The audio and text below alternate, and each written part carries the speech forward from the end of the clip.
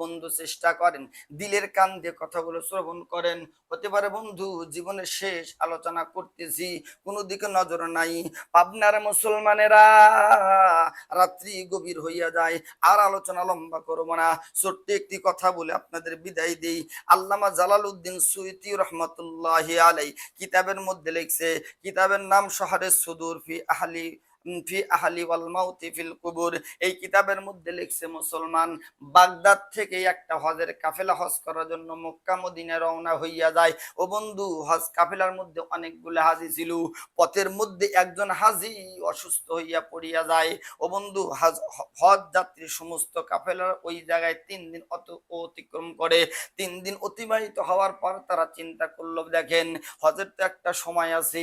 ও বন্ধু, বর্তমান প্লেনে মানুষ হজ করতে যায়, আগের যুগে তার প্লেন ছিল না, প্লেন ছিল প্লেন ছিল না, মানুষ পায়ে হেঁটে হজ করার জন্য গেছে। এ ভাইজান কিতাবের মধ্যে লেখা, ওই মুহূর্তে হজের কাফেলার লোকজন বলতেছে, আমরা চলে যাব, আপনি এখানে থাকেন, আর আপনার সাথে একজন সঙ্গী সফর সঙ্গী থাকুক, আর আমরা হজ করার জন্য চলে যাব। বন্ধু, যেই কথা সেই কাজ। সকালবেলা তারা সিদ্ধান্ত করলো চলে যাবে। আল্লাহ করুক, আল্লাহর কুদরত বোঝা বড় দায়ী। ঠিক একটু পরেই বন্ধু ওই হাজী সাহেব অসুস্থ, হাজী সাহেব দুনিয়াতে বিদায় হইয়া গেল। সমস্ত লোকজন বললেন, তাহলে যেহেতু বিদায় হইয়া গেল, ওনাকে আমরা দাফন করিয়া চলিয়া যাব। ও বন্ধু, বিশাল একটা চটিয়াল ময়দান মধ্যে হাজী সাহেব মারা গেল। কোথায় পাবে, কেমনে দাফন করবে? একজনকে বললেন, যাও তুমি চলিয়া যাও, ওই যে গ্রাম দেখা যায়, গ্রাম থেকে একটা কোদাল নিয়ে আসো। বন্ধু, একটা কোদাল আনার জন্য একজন হাজী সাহেব চলিয়া গেল। একটা বাড়িতে যা সালাম দিছে, আসসালামু আলাইকুম ইয়া আহলাল বাইত, বাড়ির মধ্যে কেউ আছেন গো, একটা কোদাল আমার দেন, আমাদের এক হাজী সাহেব ওখানে মারা গেছে, তাকে দাফন করব। এ বন্ধু, কিতাবের মধ্যে লেখা। এবার উপস্থিত একজন মানুষ বের হয়, বলতেছে, শোনেন, উপকার করলেই তো মানুষ উপকার হয়। আমি যে কোদালটা আপনাকে দিব, কিন্তু কোদাল নেক্সট টাইম এখানে রেখে আপনাকে যেতে হবে। ও বন্ধু, যে কথা সেই কাম। হাজী সাহেব বললেন, আমি ওয়াদা দিলাম আপনাকে কোদাল এখানে পৌঁছায় দিয়ে যাব ইনশাআল্লাহ। একটা কোদাল ওই হাজী সাহেবের হাতে দিয়ে দিল। হাজী সাহেব কোদালটা নিয়ে রওনা হয়ে গেছে। চটিয়াল ময়দানের মধ্যে বন্ধু কবর কাটছে, হাজী সাহেবকে দাফন করছে। বন্ধু, হাজী সাহেবকে দাফন করার পরে সমস্ত লোকজন এবার রওনা হবে। একজন হাজী সাহেব বলতেছে, কোদাল জানলাম, কোদাল তো ওনাকে ফিরিয়ে দিতে হবে। ও বন্ধু, কোদাল খোঁজে আর কোদাল পায় না। কই পাবে কোদাল? কোদাল কোথাও দেখা যায় না। একজন হাজী সাহেব বলতেছে, বুঝতে পেরেছি, হয়তো কবরের মধ্যে কোদালটা রাইখাই ওনাকে আমরা দাফন করিয়া দিছি। কি করা যায়? ওঠো দেখি, আমরা কবর এক সাইডটা বাঁশ সরানো শুরু করিয়া দাও। যেই কথা সেই কাজ। সমস্ত হাজী সাহেবরা মিলা মাটিগুলো আস্তে আস্তে সরাইলু। 2-3টা বাঁশ যেই মাত্র সরাইছে, মুসলমান, আল্লাহু আকবার, আল্লাহর কুদরত বোঝা বড় দায়।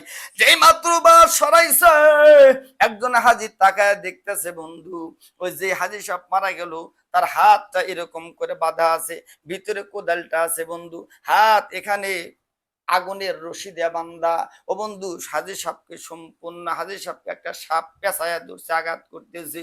তারা আল্লাহু আকবার বলে চিৎকার করছে। চিৎকার পড়ার পরে মাটি, কবরকে মাটি দিয়ে ভরিয়া দিছে। ও বন্ধু বলতেছে, দেখা যাক, চলো যাই, ওই গ্রামে চলিয়া যাই। যাইয়া কোদালালাকে ডেকে বলতেছে, মাগো মা, ওয়াদা দিয়েছিলাম আপনার কোদাল আপনাকে আমরা ফিরিয়ে দিব, কিন্তু দুঃখজনক হলেও সত্য, আমরা কোদালটা দিতে পারলাম না। বলেন কত টাকা হাদিয়া দিলে আপনি কোদালের দাবি দেওয়া ছেড়ে দিবেন? কিতাবের মধ্যে লেখছে, বন্ধু, ওই মহিলা বললে, আমাকে এত টাকা দিতে হবে। হাজী সাহেবরা কোদালের মূল্য দিয়ে হজ কাফেলা নিয়ে হজে চলিয়া গেল। মক্কা মদিনা মুসাফির হইয়া তারা যখন গ্রামের মধ্যে বাগদাদ আবার ফিরছে, ফেরার পরে সমস্ত হাজিরা বলল, চলো যাই, ওই মহিলাকে যে আমরা বলবো, আপনার স্বামী কি এমন অন্যায় করছে, আপনারা জানা মতে যে আপনার স্বামীর কারণে আপনার স্বামী কবরে যাওয়ার পরে এরকম একটা আজব ইতিহাস আমরা দেখতে পারলাম। এ বন্ধু, কিতাবের মধ্যে লেখো। এবার হাজী সাহেবের স্ত্রী আহলিয়া বলতেছে, শোনেন, আমার স্বামী জানা মতো অনেক ভালো মানুষ ছিল, নামাজ পড়তো, রোজা থাকতো, হজ করতো, যাকাত দিত, ইসলামের প্রত্যেকটা কাজ তিনি ঠিক মতো করতো। কিন্তু আল্লাহর পয়গম্বর রহমতে আলম সাল্লাল্লাহু আলাইহি ওয়াসাল্লাম, আল্লাহর রাসূল বলেছেন, ক্বালা রাসূলুল্লাহি সাল্লাল্লাহু আলাইহি ওয়াসাল্লাম, মান গাশশানা ফালাইসা মিন্না, যে ব্যক্তি মানুষকে ধোঁকা দেয় সে আমার উম্মত নাম। আমি যে লক্ষ্য করে দেখছি আমার স্বামী এই কথাটা মানে নাই। কি জন্য মানে নাই জানেননি? আমার স্বামী একজন সবজি বিক্রেতাওয়ালা ওয়ালা ছিল, অর্থাৎ তরু তরকারি বিক্রি করত।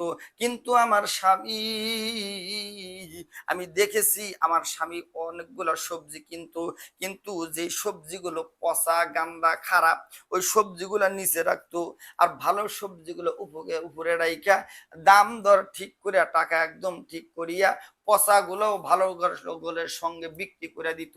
আমার স্বামী মানুষকে ধোকা দিত। এজন্য বন্ধু মুসলমান, আপনার ভাইয়ের একটা কথা শুনে রাখেন, মানুষকে ধোকা দিবেন না। মানুষকে ধোকা দেওয়া কোনো মুসলমানের কাম না।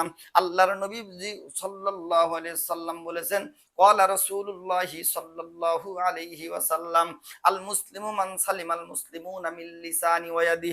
মুসলমান তো ওই ব্যক্তি যার হাত দ্বারা, মুখ দ্বারা, জবান দ্বারা, অঙ্গ প্রত্যঙ্গ দ্বারা অপর মুসলমান কষ্ট না পায়, সেই হলো মুসলমান। বিদায় বন্ধু, আমরা কোনো সময় কোনো মানুষকে ধোকা দেওয়ার চেষ্টা করব না, সঠিকভাবে জীবন যাপন করার চেষ্টা করব।